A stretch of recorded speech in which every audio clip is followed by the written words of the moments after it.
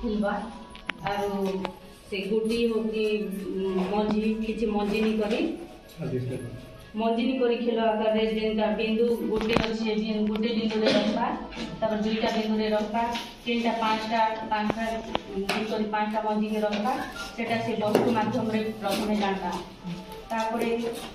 चित्र माध्यम रे जानबा चित्र माध्यम रे जानि सारले से संख्या के योग करबा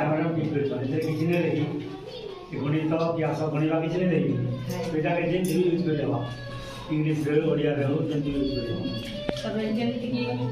8 संगे 1 मिसला तापरे एटा चित्र माध्यम रे से 8 को 8 टी बाड़ी देबा चित्र माध्यम रे 8 टी बाड़ी देबा तापरे तोला संख्या के योग करबा एक हिबा एक बाड़ी देबा तापरे मिसाबा मिसाले इनो बाहरी जीवा जे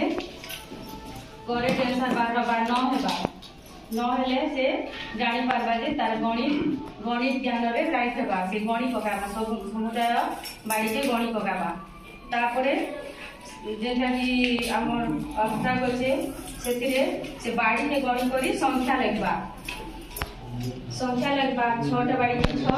और 3टा बाड़ी को 3 देबा जोग करबा समुदाय बाड़ी गणि करी 9 लिखबा